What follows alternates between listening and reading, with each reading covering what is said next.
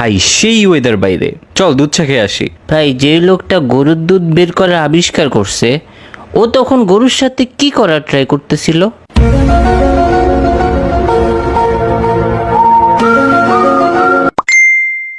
আবার আমার মাথা খাবি তুই? ভাই সবাই বের হ, মাসুদ মামার টঙে আয়। না ভাই ওইখানে অনেক মশা, ধুর। ভাই মশা আমাদের রক্ত খেয়ে তারপর ডিম পারে, তার মানে টেকনিক্যালি আমরা মশার বাপ। কি আমি মশার বাপ? ভাই ওরে একটু থাপড়া কেউ। আচ্ছা দোস্ত, ধর আমি নিজেকে নিজে থাপ্পড় দিয়ে অনেক ব্যথা পাইলাম, তার মানে কি আমি অনেক স্ট্রং নাকি অনেক উইক?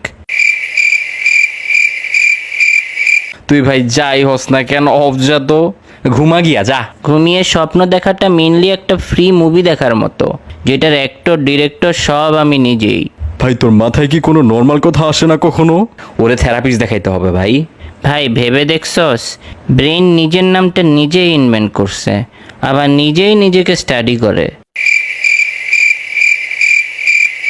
মেবি আল্লাহ তোর ব্রেনটা বানানোর সময় একটু বেশি এফোর্ট দিয়ে দিছে ভাই।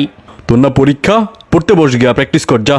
ভাই কথায় আছে প্র্যাকটিস মেক্স এভরিওয়ান পারফেক্ট, আবার এটাও কথায় আছে নোবডি ইজ পারফেক্ট। তাহলে প্র্যাকটিস করে লাভটা কি? হ্যাঁ কি ভাই, সব প্রোডাক্টেরই ব্যাড রিভিউ আছে, কিন্তু প্যারাশুটের কখনো ব্যাড রিভিউ হবে না। হ্যাঁ কেন? আরে বেটা, ব্যাড রিভিউ দেওয়ার জন্য ওই প্যারাশুট ইউজারকে বেঁচে থাকতে তো হবে। ভেবে দেখ, আয়না কিন্তু কখনো ভাঙে না, ওইটা 2 গুণ 3 গুণ করে আরো বাড়ে। আসলেই তো ভাই। আচ্ছা আমরা মাটিতে থেকে যেমন বাতাস এয়ার দেখতে পারি না, তেমন কি মাছরাও পানি দেখতে পারে না?